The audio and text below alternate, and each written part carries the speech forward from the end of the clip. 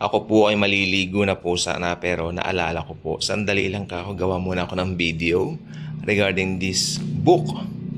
May palagay po ko, isa po ito sa pinakamagandang book, no? Na dapat lahat ng Kristiyano meron. Ito po sa Shopee ko po nabili, no? Dumating po kahapon. Mura lang po ang kanyang halaga. Ang halaga po niya ay teka, pause ko lang po muna. Tingnan ko muna po yung Shopee app ko. Okay? Sandali lang po. Okay, thanks for waiting. Nakita ko na po yung Shopee app ko. Ito po ay nagkakahalaga lamang po pala ng 165 pesos. Yes. At ito po ay napakaganda. Jesus, Son of Man. Okay? Ito po ay Jesus, Son of Man. Nasabi ko na nga po earlier. The life of Jesus in the words of the Gospels. And that's it. The paintings of Carl Black. No? Yes. So, ako ay amazed na amazed. Malaki po siya, yan, no? Napakalaki. Para siyang magazine. Malaki po siya. Malaki yung aklat. Magazine type po siya. Pero alam niyo po ba, tinignan ko po siya. Kumpletong kumpleto. Okay? Kung tamad ka magbasa ng Bible, I suggest, ito basahin mo. Gaganahan ka. Makakadraw ka ng strength na, hey, kailangan malaman ko to. So, ang ending nun, babasahin mo rin ng Bible mo. Diba? So, ganda eh. So, okay, tignan muna natin yung back cover niya. Okay. Jesus, the Son of Man. Ito yung mga paintings. I thought, and I think, alam nyo itong mga ganitong pictures Jesus, di po ba very familiar po? Ako, I grew up, marami ako nakikitang ganyan eh. O, minsan pina-flash sa TV, kung saan-saan, di ba? Yan, mga ganyan. Yan, ito po pala ay published by Guiding Light. Sabi, an imprint of Lampara Books, no? So, makikita natin dito, copyright 1982 originally, pero ay first printing 2021. So, paano yun? So, ayan, tingnan na lang po ninyo. Okay, so yan. So si Carl Black po ay isa pong Danish na pintor. Napakaganda po. Sa dami ng mga paintings niya about the Lord, yun, nakabuo na ng aklat. Ang ganda. Ako'y amazed, no? Sabi ko, subukan ko nga ito. Pero yung nakalagay po kasi dun sa Shopee app, parang ang late-late lang ya. Nagulat ako nung dumating. Sabi ko nga dun sa nagde-deliver, ano to, ba't ang laki nito? Hindi ko po alam, sir. Kayo po nag-order niyan, ganyan. No, sa isip ko, maliit lang siya na book. Parang kasing laki lang ng mga DVD. Parang gano'n ang tingin ko. Di ba? Ordinary book. Gulat ako. Oh. Ngayon, malaki. Oh, malaki niya. So, tingnan na po natin. Mag-tour na po tayo sa loob. So, ayan na po. Excited na po ba kayo? Mas excited ako. Tara na po. So, Jesus, the Son of Man. Paintings and ano to? Etchings. Etchings by Carl Black. Sa atin, hindi maganda sa atang etching, di ba? Etchings. Okay, whatever it is. Etchings daw. So, ayan po si Carl Black. Yan. So, pinanganak pala si Carl Black 1834. Then, he died 1890. I hope tumanggap siya kay Jesus as Lord and Savior. It's very important. Yan ang sinasabi ko. Eto na. Handa na ba kayo? Ayan. Shock na ba kayo? Kita nyo nga. Ganda, no? Yan. So, ang depiction nito si Mary, Mother of the Lord Jesus Christ. So, sabi, Mary and the angel. Of course, we know kung sino yung angel, si Gabriel. So, susunod. Okay. Mary visits Elizabeth. So, ito, pamilyar kayo dito, no? Ako, pamilyar ako dito eh. Kasi nung bata kami, may prayer book na ganito nakikita ko. Sa lola ko yata dati yun. So, it's, yeah. Pero kami naman kasi nung mga Kristiyano na rin. Pero, sa akin naman, okay lang yung mga paintings na ganyan. It's fine. It's just really fine. It's cool. This depiction, shepherds and angels. I love it. So, another one, Holy Night, when the Lord, yan, was born in the flesh. He is God. in the flesh. Yan. So, panalo ka pag alam mo yan. Ito naman ay, umis ka po sila sa Egypt. Sabi ng pasyong mahal, ang pagpasa Ehipto. Yun. So, Jesus in the temple, you might think that this is Jesus. Hindi, ayun siya. Nakita siya ng kanyang mommy at daddy. Nakaupo sa mga matatalinong teachers. Ayan, Diyos yan Diyos kaya siya. Diba? He's God in the flesh. Jesus is baptized by, alam niyo ba kung sino? John the Baptist. Look at that depiction. Napakaganda na po. So, barya lang naman po ninyo yan. So, bumili na po kayo. After watching this, kunin ng Shopee app, kunin nyo ng mga cellphone nyo, bumili na kayo. Ang mga pages pala yan nakalagay dito sa gilid. So, nasa page 16 tayo sa kasalukuyan. So, this is Jesus in the desert. Makikita po natin dito na ito yung whole picture, pinapakita. Tapos, merong close-up dito na isa. Parang dinidepict niya kung ano yung pinaka-importanteng mensahe ng story. Pagkaganda-ganda. Okay, so, teka lang po. This one is, ayun, Jesus changes water into wine. So the Lord is sitting there with His mom, di ba? Along with His disciples, invited din sila. Ito yung mga inutusan, no? So dito, ito yung binigyan spotlight dito. Itong mga taong inutusan. Nagagawin ito, naging dating tubig, naging wine. So, Jesus, pag ito ba naman, hindi nyo pa nakikita kung saan santo sa Facebook, halos araw-araw, ang daming ganito nagpo-post. Pagkaganda-ganda. Pero ang binigyan din dito yung mga taong nakikinig, naka-spotlight sila. They're listening to the most important words ever uttered by someone, the Lord Jesus Christ. So, may katuloy po yan. So, ito po.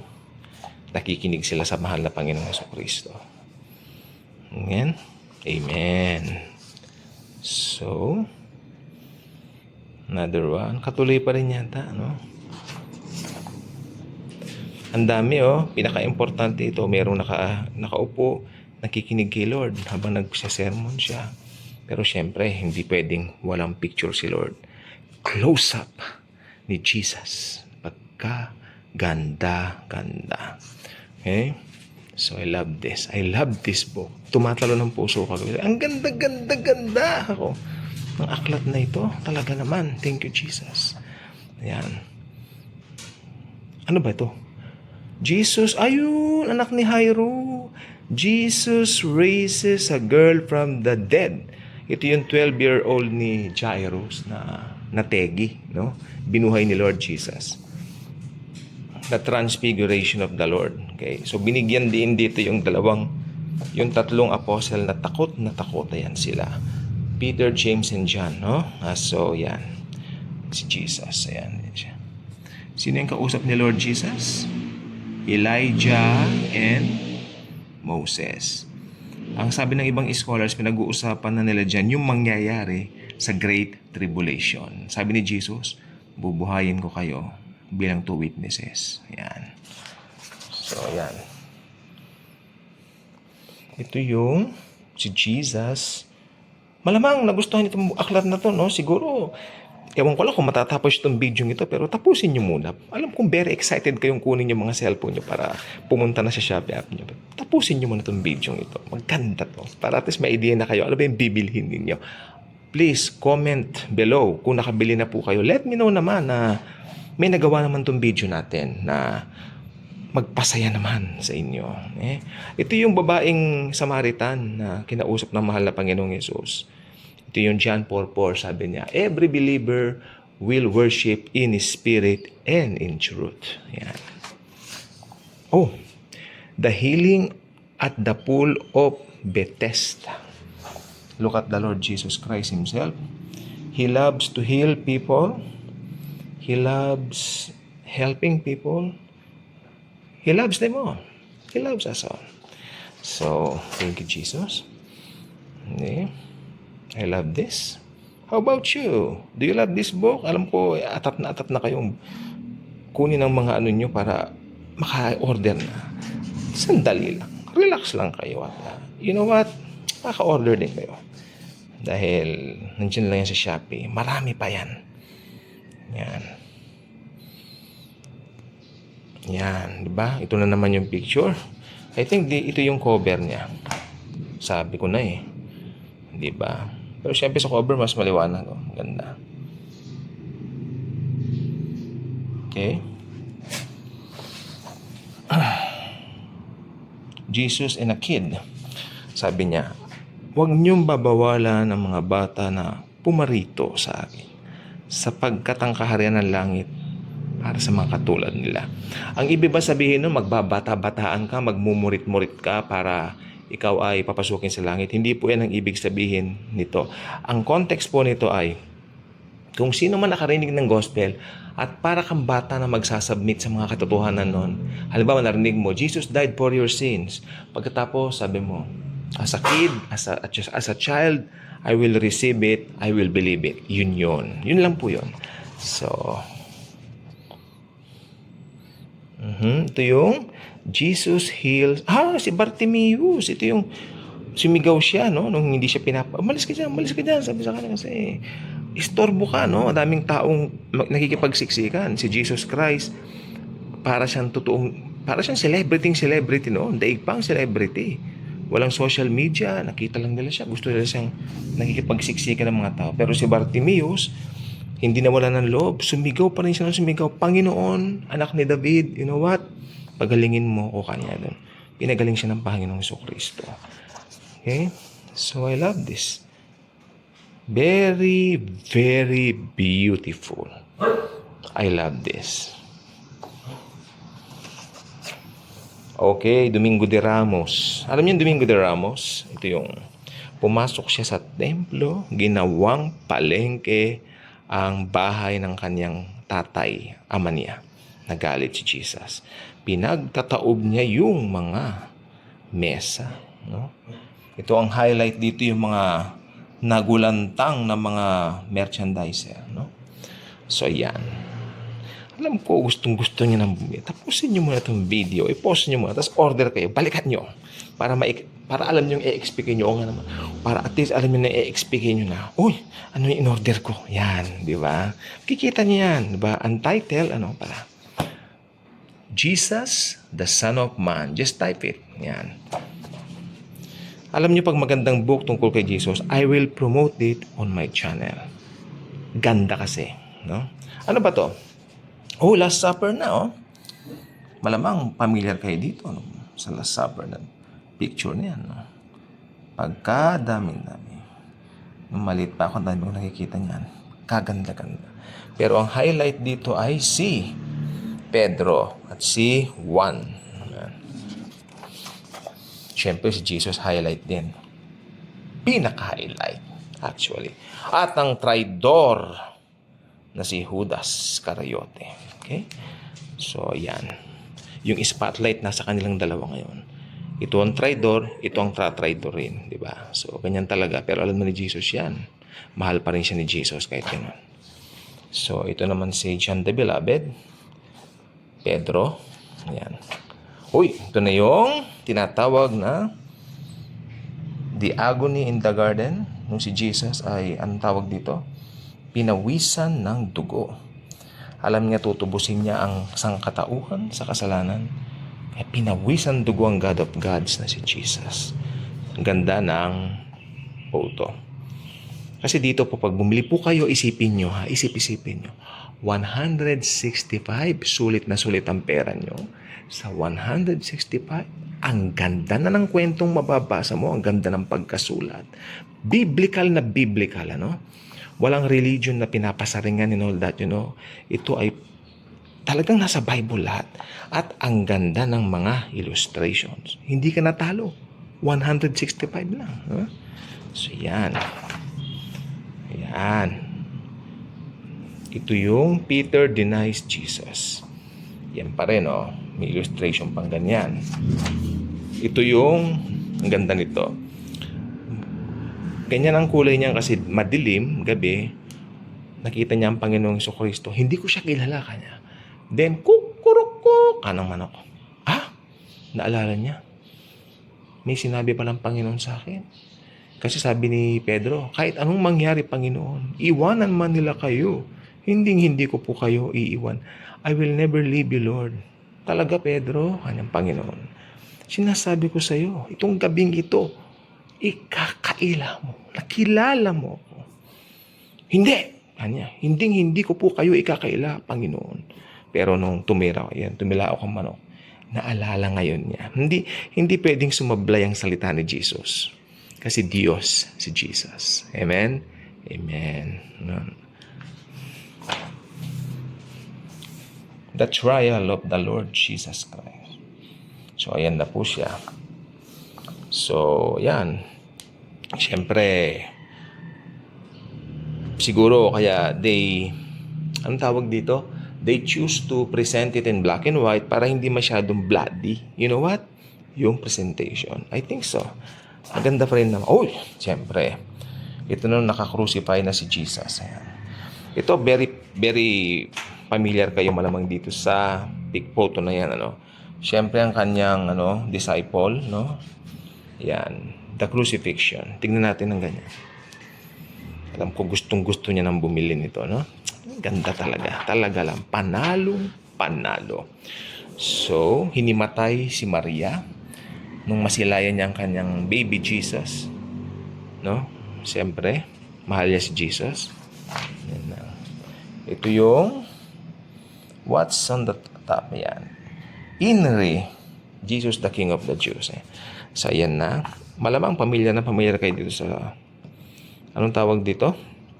Photo ito, dahil ito pong photo na ito ay everywhere in the internet. Okay? At least andito po, ginawang libro. You can own it. Bumili ka, 165 pesos lang. Ito na yung binaba ang Panginoon sa cross. So, the deposition. So, that's the title of it. The Lord was laid sa grave niya. Tingnan natin. Ito pinaka-highlight. Ito ay page 71 na po, Daming page din, So, yeah. Itong Holy Week, itong mahal na araw, bumili kayo nito para babasahin nyo siya sa bahay nyo. Meditation kayo, nagde-devotion kayo. Ang ganda. Siyempre, hindi nagtatapos sa grave, Dahil after 3 days, the God of gods, the God of the Milky Way, the God of the universe, rose from the dead, rose from the grave to defeat the power of Satan once for all time. Na si Jesus. Thank you, Jesus. Hallelujah. Yan. At yung angel na tulala. Wow! Kanya. Thank you, Jesus, for this. Hallelujah. Thank you for this book. Hallelujah. Marami magbe-benefit. Thank you, Jesus. Ayan.